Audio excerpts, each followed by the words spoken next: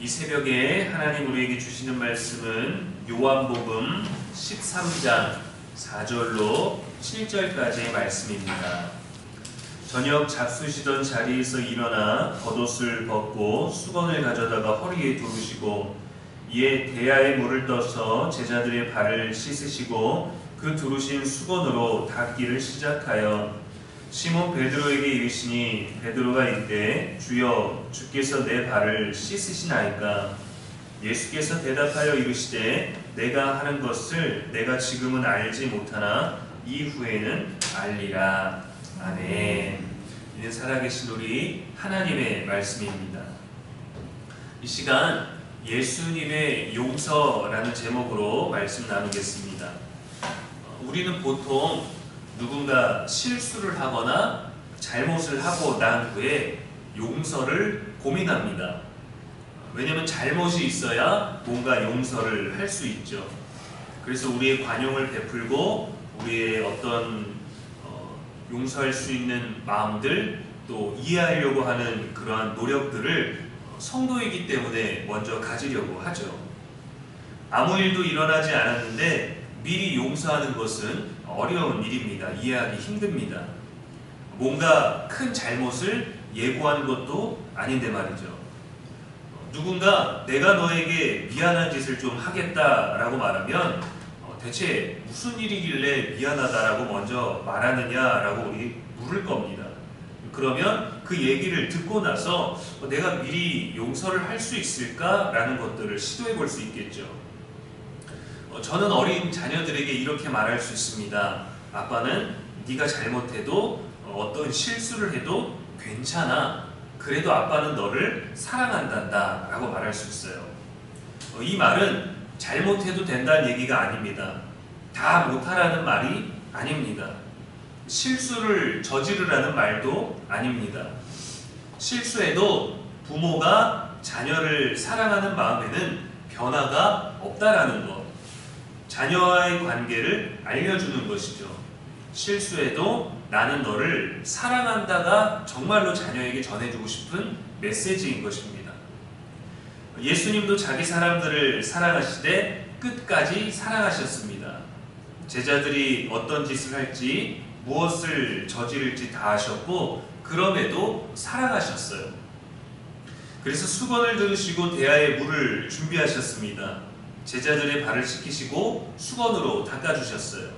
베드로가 주님 어찌하여 나의 발을 씻으십니까? 라고 물었고 예수님은 그저 이후에 네가 알게 될 것이다 라고 사랑으로 말씀하셨어요. 왜냐하면 자세하게 말한다면 베드로의 죄를 말씀하실 수밖에 없거든요. 그러나 예수님이 알려주시고자 하는 건 네가 죄를 져서 그래 라는 말이 아니라 나는 너를 지금 용서하는 거야 라는 조금은 이해하기는 어렵지만 그 이후에 더 깊이 깨달을 수 있는 사랑을 말해주신 거예요. 지금의 이 섬김은 단순한 봉사가 아니라 회복을 상징하는 겁니다.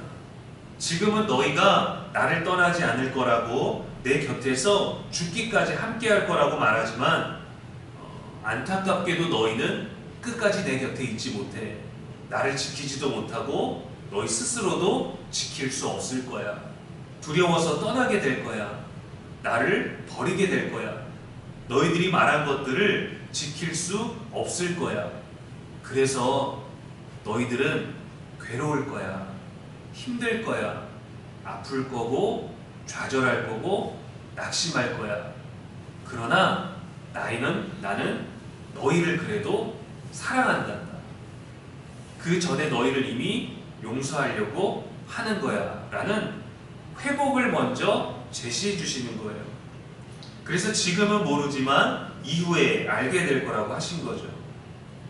제자들 중에는 예수님을 배신할 유다의 다음 행동도 아시면서 그의 발도 씻기셨죠. 이 씻음이 바로 용서입니다. 너무 어렵지 않나요? 우리는 용서라고 한다면 분명히 잘잘못이 있어야 되고 내가 인정할 수밖에 없는 어떤 과오가 있어야 되고 그것을 용서할 수 있는 유일한 어떤 대상이 존재합니다. 근데 우리는 예수님께 대체 어떤 죄를 지었길래 이러한 용서, 이러한 씻김, 이러한 예언된 회복들을 가지게 되는 걸까요? 믿는다 하면서, 믿겠다고 하면서 믿지 못했던 순간들을 우리는 기억합니다. 하나님께 직접적으로 죄를 지은 것은 아니지만 말씀에서 벗어난 것들, 하나님의 생각에서 떠난 것들, 그러한 어떤 양심, 도덕, 윤리, 다양한 하나님과의 관계에서 느끼게 되는 죄들이 있죠. 제자들도 지금은 알지 못했습니다. 제자들은 도망갈 것이고 배신할 겁니다. 솔직히 지금 상황에서는 제자들이 돌아가면서 다 자기가 예수님의 손과 발을 씻겨드려야 하지 않겠어요? 그런데 오히려 예수님은 제자들의 발을 씻겨주셨습니다. 당시 어떤 위계질서의 질서에만 따른다 할지라도 선생이, 스승이 제자의 발을 씻기는 이런 반대된 섬김의 행위는 이해하기가 어려웠죠. 예수님은 더 사랑하셨습니다. 더 사랑하셨고 내가 너희를 사랑하는 것에 대한 의심을 품지 않기를 원하셨어요. 그래서 미리 용서하실 수 있었습니다. 다 아시면서 모르는 척 하신 게 아니라 사랑하셔서 용서하셨어요. 예수님의 용서는 단순히 그 정도는 괜찮아, 나는 신이기 때문에 이해할 수 있단다 라고 말해주는 것이 아니라 어떤 그런 관용이나 자비가 아니라 회복을 위한 준비입니다. 자녀의 잘못이 부모의 사랑을 줄어들게 하지 못하죠. 우리의 실수와 죄가 하나님의 사랑을 어느 순간 심판으로 바꾸지 못합니다. 깨어진 관계가 성공하는 것은 죄 있는 쪽에서 벌을 받아서가 아니라 죄가 없는 쪽에서 긍휼을 베풀기 때문이에요. 그래서 사랑과 용서에는 힘이 있는 겁니다. 저와 여러분은 예수님의 용서를 받은 자들입니다. 그렇다면 우리도 용서하지 못할 이유가 없겠죠. 그러나 쉽지는 않습니다. 알아도 믿어도 받아도 어려운 것입니다. 이거 실수하지 않도록 조심하고 내가 여러 번 얘기했으니까 문제 생기지 않도록 잘 좀 부탁합니다 라고 일하는 관계에서 그렇게 했는데도, 요청을 했는데도 실수가 생기면 마음이 어렵죠. 화도 납니다. 특히 일하는 데 있어서는 더 그러하지 않겠습니까? 금전적인 손해가 발생한다거나 누군가 다치는 일이 발생한다면 또 말을 듣지 않아서 또 그러한 경우에는 우리가 그러한 것들을 어쩌다가 반복하면서 경험하고 또 그런 것들에 대한 어려움을 느끼는데 미리 용서한다, 또 용서한다, 계속 용서한다 라는 것은 용서를 하는 사람의 입장에서 참으로 어려운 거예요. 이럴 때 마음으로 우리는 기억해내야 됩니다. 아, 예수님은 가룟 유다가 곧 배신할 것을 알고도 그의 발을 씻겨주셨지 라는 것들을 우리가 기억해야 돼요. 우리가 용서를 받았다라는 것을 생각해내야 됩니다. 일하는 중에는 이거는 엄연히 다른 영역이니까가 아니라 이 영역에서도 용서를 실천할 수 있어야 되고 우리가 받은 용서를 기억할 수 있어야 됩니다. 우리가 하나님께 범죄했을 때, 실수했을 때 예수님은 외면하지 않으셨습니다. 문제는 우리가 예수님의 용서를 받아들이지 못하고 타인이나 나 자신 스스로를 정죄할 때입니다. 이후에 베드로는 예수님을 배신했고 부인했고 떠났죠. 저주까지 했었죠. 그러나 그는 끝내 예수님의 용서를 기억하고 회개를 선택했습니다. 근데 안타깝게도 가룟 유다는 끝내 예수님의 용서를 받아들이지 못하고 비참한 최후를 선택했어요. 누군가가 내몬 것이 아닙니다. 가룟 유다가 선택한 거예요. 하나님 앞에, 예수님 앞에 같은 죄인인데 다른 결과를 가져온 것은 사랑을 받아들이는 태도의 차이가 있었기 때문입니다. 하나님의 사랑은 모든 사람을 향해서 무한하게 사랑과 자비가 표현되었지만 그 용서를 받아들이는 것은 전적으로 개인에게 달려있는 거거든요. 죄책감을 선택할 것인가? 회개를 선택할 것인가? 사랑으로 용서할 것인가? 아니면 이거는 따끔하게 제대로 지적하고 비판할 것인가? 우리는 언제든지 선택할 수 있습니다. 그리고 우리는 이미 예수님께 선택받았습니다.